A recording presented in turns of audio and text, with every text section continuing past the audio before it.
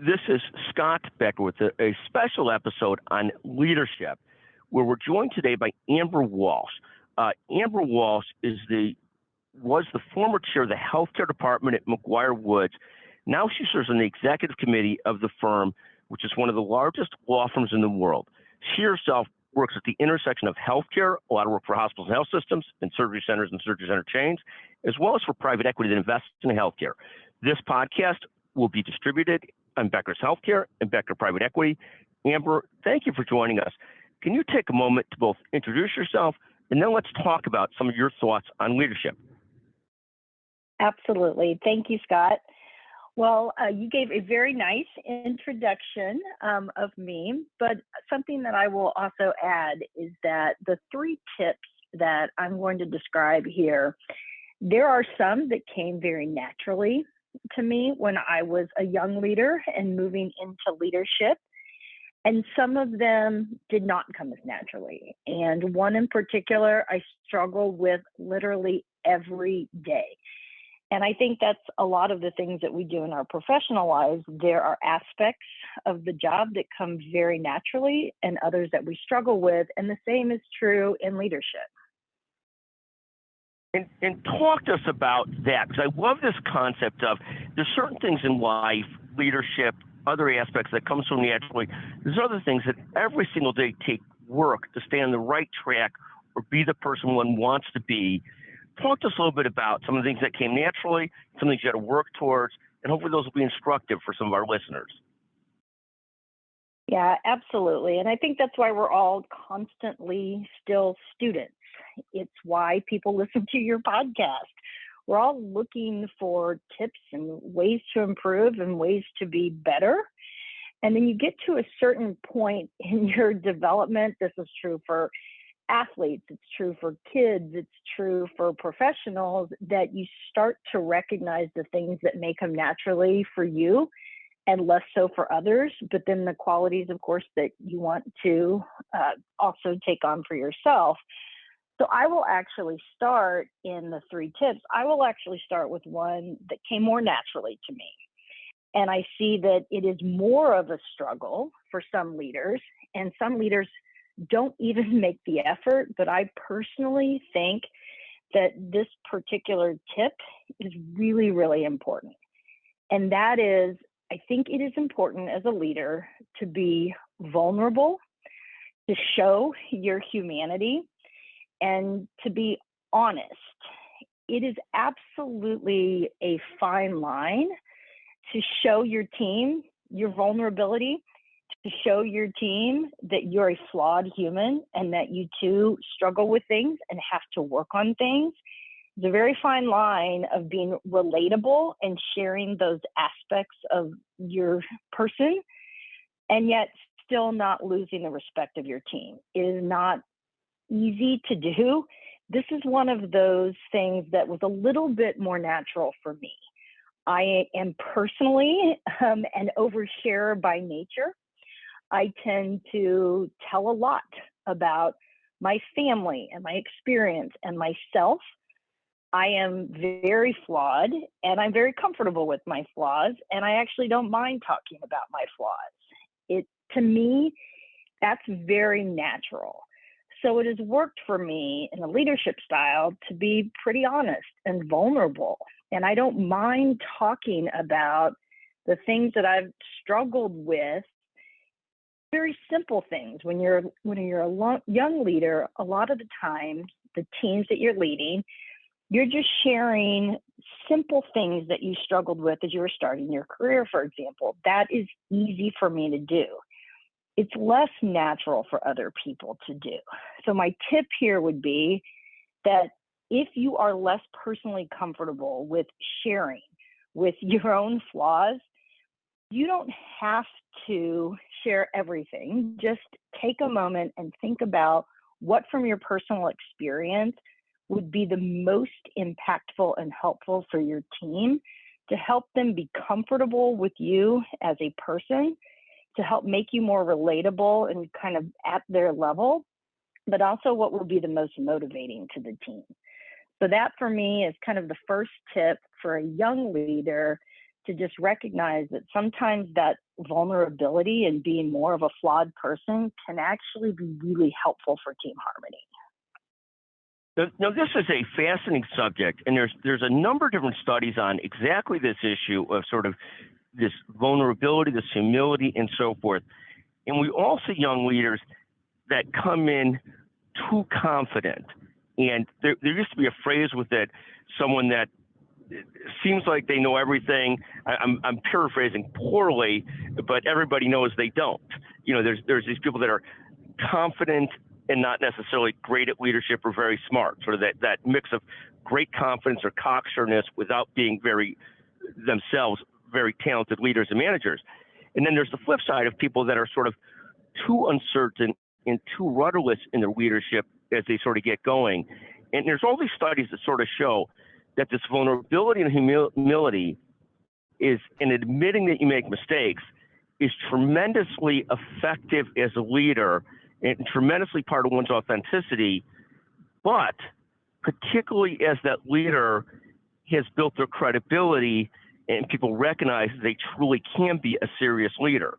So there's this fine line of leading with leadership and competence and credibility, and at the same time, side by side with that, the vulnerability and the empathy and so forth. And there's fascinating studies on this, where if leaders are too aggressive about showing off their vulnerability and their mistakes, they can lose their audience if they're also not demonstrating competence and credibility. So there's this fascinating sort of balance of the two, I think, isn't there? There absolutely is. It's very difficult to find that balance. And I do see people who struggle so much that the natural instinct is to clam up and be just a little bit less human, a little bit too staunch. And it's really hard skill set to teach.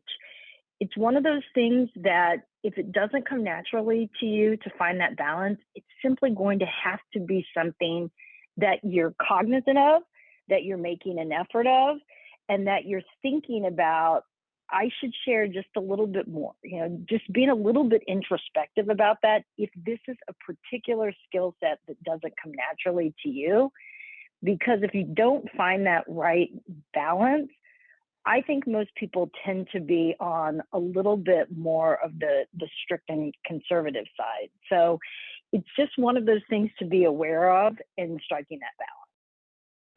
Thank you. And I'll ask you the fascinating question. Are there gender differences in this ability to show vulnerability? I don't know what the studies show, but instinctively, is this something that sometimes women leaders are better at than men, or men are better than women at?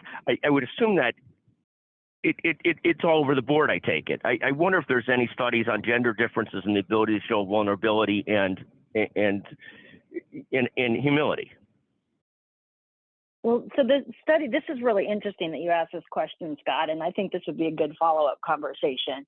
We actually had both a podcast for our Women in Private Equity and Finance series, Across the Table, a couple of months ago with a really interesting guest speaker that we then translated into an internal team meeting on authentic leadership. And authentic leadership has some similarities to vulnerability and kind of humility, but I wasn't going to use the word authentic. But since you ask, that particular speaker and the internal meeting that we had about it and kind of the data and stats showed what a lot of us assume to be the case, which is that women have a little bit easier time with, in most instances, with the empathy parts of leadership. And that is something that is not surprising, but it also can be a bit of a double-edged sword too, because you can go too far in either direction. So I think this would be a fascinating additional conversation, because the data, depending on what you're looking at, does show that it's a little bit easier for many women to be open and empathetic, but that you can sometimes go too far in that and kind of have the reverse negative impact that you were talking about earlier. So a lot of it too depends on the utility of that leadership style. A lot of times also depends on the complement of your team. It's not just about the gender of the particular leader, it's the gender and other features of the team as well as to what's really going to work. Fascinating. And take a moment. You had mentioned a couple other thoughts on leadership. We've talked about vulnerability and empathy and being willing to show that one made errors and that we're all flawed, which we all are. And if we don't know that we all are, then we really can't be a leader to begin with because there's a lack of self-awareness. But talk to me about a couple other thoughts on leadership that are front and center for you. Yeah, so the other two that I'll talk about are the skill set of seeking and managing input from the team. And then the third one would be intelligent delegation and how not to go too far. So the idea of seeking input effectively and what you do with that input. A lot of times young leaders, and you kind of referenced this a few minutes ago, a lot of times young leaders don't feel secure enough to seek input, or when they do seek input, it's not in a very effective manner. They don't know what to do with that input once they've received it. It really depends on the size of the team.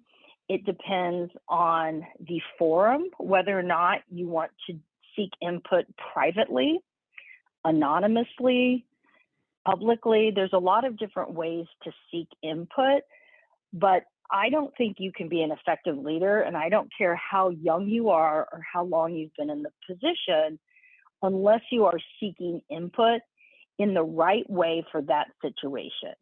And there's a couple of leaders at the firm that I've seen do it very, very, very effectively. And I think they're getting really good input by the way they do so.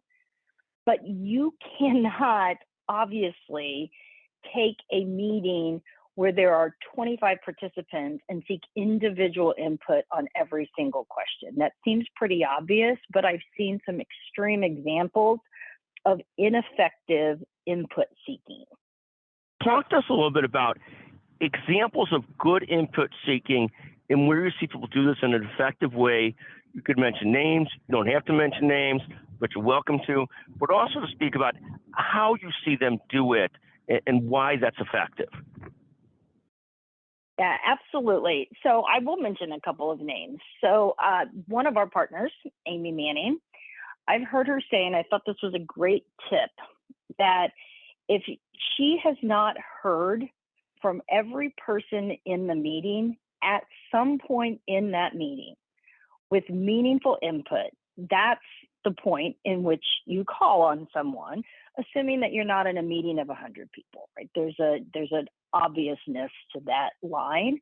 And I think that's a great tip because it gives people the opportunity to give their input on a particular topic when it's natural for them, but then you're also kind of pushing and probing to make sure that everybody's voice in the right setting is heard. Of course, once you've sought that input, you have to do something with it as well. So another leader that I have observed being really fabulous at truly taking to heart the input that he receives is our chairman, John Harmon. I don't think I have ever heard him not remember some piece of feedback or input that someone was giving him. Obviously, as a leader, you can't act on everything, but to take it in with respect, to listen to it, whatever is the format that it is given, even if it is given without the respect that it should be given with, but to remember it, to acknowledge it, and then decide whether or not to act on it. And then if you're not going to act on it, to explain why, I think is really, really admirable. And it doesn't work for every group. The size of the group matters. The number of voices that you're hearing, that matters. But it is a really important skill to recognize that every single leader is going to need to get the input of their team and is going to have to figure out the best way to get it.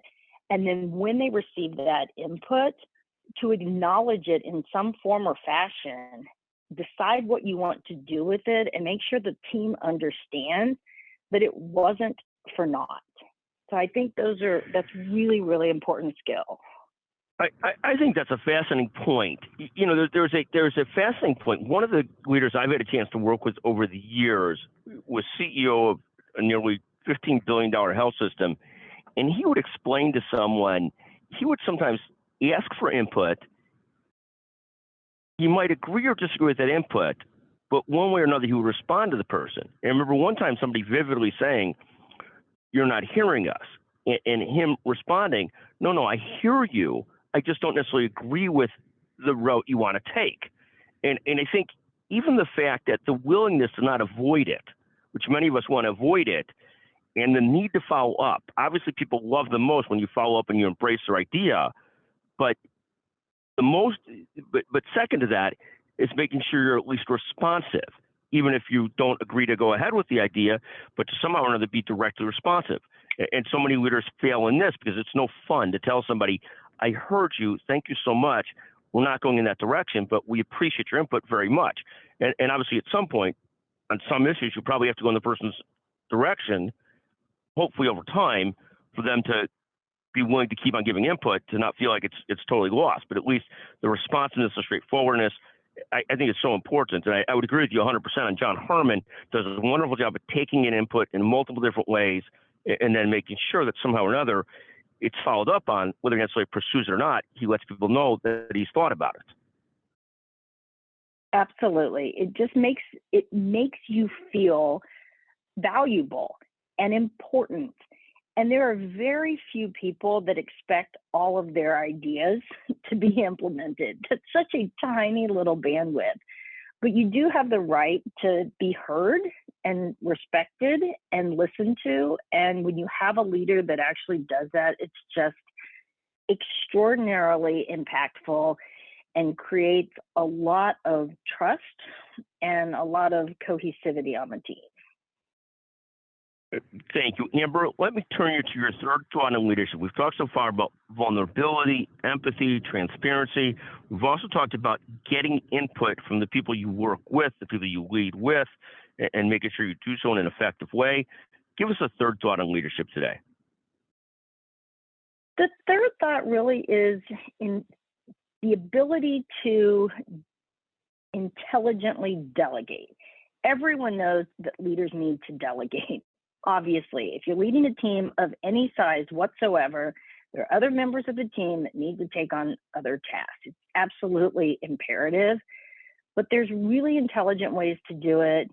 And then there's ways that can really get you in trouble. And I mentioned at the beginning, the things that came naturally to me and the things that I've struggled with. And intelligent delegation is something that I continue to struggle with and probably always will at this point. But I'm okay with that struggle. I mentioned at the beginning, I'm okay admitting my flaws. This is one that I have to work on. Finding that balance of being able to give everyone on the team the task, the role, the responsibility, the length of rope that suits them for that situation, and not getting too far away from a particular task as a leader. That's been really hard for me. And I had a situation just yesterday that I often have, at least a few times a year. I have this moment when I realize that I've been flying too high at the 30,000 foot level for a particular client team in this instance. Sometimes it can be other teams that I lead, but in this instance, it was a client team where I was flying at the 30,000 foot level, thinking about the client's big picture strategy. And then my team that was actually implementing the strategy on the ground was doing a great job, but it had become disconnected from the overall strategy for the client. So while nothing had gone wrong, for the client in implementing these projects and a couple of deals, it really wasn't going to effectively achieve what the client needed to achieve from a strategy standpoint. I'd gotten too far away from it, and I had failed to connect to the team, to remind the team the big picture strategy that we were trying to achieve. We needed to regroup. And the only way that I know how to regroup is to take back some responsibility for myself in some of the more granular tasks, not as a punishment for anyone. There's not a massive regroup of the team in this instance. Sometimes there wasn't in this instance, but I needed to take back some responsibility for myself because I'd become too distant. That is the way that I often fail in my delegation. Other people struggle in different ways with delegation. They keep too much. They don't give away enough. They're way, way, way too detail oriented, and they lose the big picture. For me, it's often the opposite. But let's talk about this for a moment, because it's a fascinating observation. And leaders always have to find this right balance of big picture versus being in the weeds. Big picture versus being in the weeds. And probably as important as anything is however you're going to manage some consistency in it, in how you manage. So your team knows what to expect, because there's probably nothing that a team likes worse than somebody that swoops in and swoops out versus consistency in how they manage. And one of the things that's fascinating to me to hear you talk about this is, if I went over the years when you were a younger leader, I would have said that it was the opposite, that you could manage almost anyone because you were such a hands-on leader that nothing ever got lost because you were so close to everything. And there were some limits to that, but there's also some greatness to that in terms of the client getting what the client wants and really taking care of business in the right way. And it's fascinating to hear you talk about this constant stress back and forth between being highly involved versus highly delegating versus constantly evolving to find the right balance. And I think probably the most important thing is there's probably not one perfect answer, but it is being constantly aware of how you're positioning yourself and acting as a leader, and how you're providing leadership and involving with your teams, and understanding, are you giving them a lot of latitude and a lot of delegation? Are you staying very closely involved? Or what's the balance of those two things? And it's always going to be a little bit of a work in process. And I think there's ways tactically to guard against this, to stay involved and to delegate, but also not to constantly micromanage. But it's a constant evolution to make sure you have constant check-ins and huddles so that you're constantly engaged, so you know what's going on, but at the same time not taking away other people's roles and allowing them to thrive and grow. But it's fascinating to watch the evolution of yourself from someone who was really a really hands-on close manager to feeling sometimes like I've gotten one step too far away from where I want to be in terms of hands-on close leadership, and having to periodically make adjustments and pivots. But that self-awareness, I think, is everything in a leader, to understand that there's different positions in it and having to adjust periodically. I think that's everything. I think that itself, that recognition, is so critical. I think that's right. And that's really, I mean, everything we've talked about here, it's all a balance. It all requires that self-awareness. It all requires you to understand the things that you truly believe are important as a leader, and to make sure that you're reassessing that and how you're doing on all of those features of being a leader, so that you don't have a moment where, the team's gone too far down this road, I'm too far away from delegation, or, my team feels disconnected from me because I'm not being relatable enough, or whatever is that particular characteristic of a leader that you have decided is important. To be doing the constant reassessment, that self-awareness, but to actively make yourself assess how you're doing on those particular aspects is just so critical, and will help achieve that balance that's so hard to naturally achieve if you're not putting the effort into thinking about it.